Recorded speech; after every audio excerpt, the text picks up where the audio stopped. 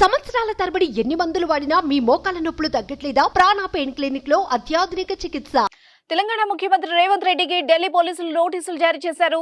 కేంద్ర హోంమంత్రి అమిత్ షా ఫేక్ వీడియోపై వివరణ ఇవ్వాలని ఆదేశాలు జారీ చేశారు.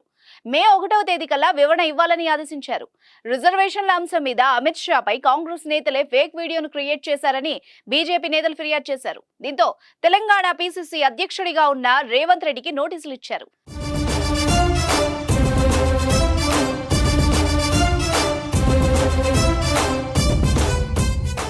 రిజర్వేషన్లు రద్దు చేస్తున్నారని అమిత్ షా చెప్పినట్టుగా ఒక ఫేక్ వీడియోను కాంగ్రెస్ పార్టీ వైరల్ చేస్తోందని ఢిల్లీ, హైదరాబాద్ తో పాటు పలు రాష్ట్రాల్లో పోలీసులకు బీజేపీ శ్రేణులు ఫిర్యాదు చేశారు. దీంతో ఢిల్లీ స్పెషల్ సెల్ పోలీసులు కేసు నమోదు చేసి రేవంత్ రెడ్డికి సమన్లు జారీ చేశారు. వీడియో షేర్ చేశారంటూ పలువురు కాంగ్రెస్ నేతలకు కూడా ఢిల్లీ పోలీసులు సమన్లను జారీ చేశారు. రేవంత్ రెడ్డితో పాటు పలు రాష్ట్రాల కాంగ్రెస్ పార్టీ అధ్యక్షులు ట్విట్టర్ హ్యాండిల్స్ కు నోటీసులు జారీ అయ్యాయి.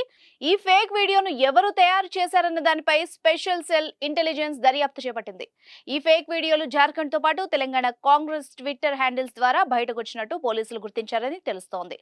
డీప్ ఫేక్ వీడియోలు చేసిన వాళ్ళకి తగిన బుద్ధి చెబుతామని ఇప్పటికే ప్రధాని నరేంద్ర మోదీ హెచ్చరించారు.